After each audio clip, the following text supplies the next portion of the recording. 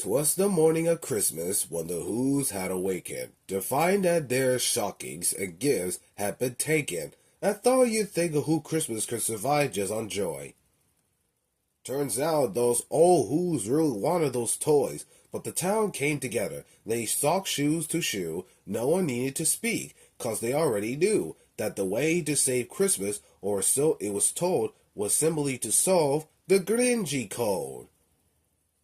Which was lucky for them, 'cause out of the air came a man who was just like Tom Hanks with bad hair, and he brought along friends like Nicolas Cage and old Dr. Jones, who was also a sage. Ugh! Then town pointed with a pride.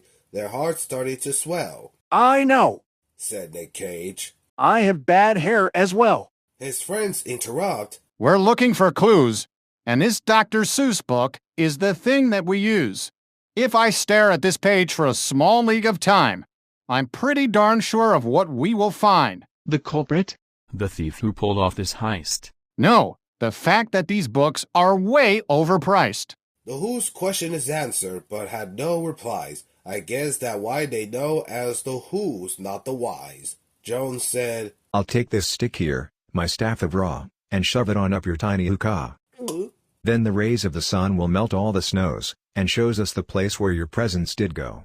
He pulsed his stick just as he had paint, but it did little more to give them all tan. Then Nicolas Cage said to the mayor, Can I look at your desk? It may shed a new layer. And under the seal, he found inspection and closed both his eyes out of his depressants. I'm led to believe that the man called the Grinch stole all your things and took off on a pinch. He cracked his whip on an antique sleigh. I knew the right codes to get out the same way. You found all that out from the desk in his room. Not really, said Cage. I just watched the cartoon. When all of a sudden, a blanket of snow covered the man from their heads to their toes. It was the Grinch himself who arrived with the stuff. You're lying, he said, and calling your bluff, for that story you told was sure to swear that the breathless and sneak are really you guys. See, I found that old sleigh that was supposedly used to steal all the gifts from all of the Who's. But if memory solved and the truth by just sitting, it's you who hasn't quite acquired things. And that whip in your head came from the old Dr. Jones with the code master he broke into your homes.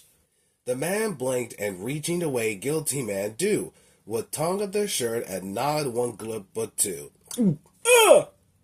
Then Betty Lou, who was more than two, and whose name was have changed, said no, I was sure, said, Why are you trying to frame Mr. G? Clearly he's not as off as you three. He's got bad rep from here to who bought a toast, and this movie did poorly on Rotten Potatoes. But everything changed when he solved the Who's crime, and the Grinch now had friends for an awful long time, but not causing he learned the true meaning of things. But simply returned with the Who's and the Brothers, and as for the man, well, in Whoville they say, there are movies apart strike 3 times a day. Their Who pawns were missing, their Who's Digley were puke, their copies of Mad were, well, no such luck.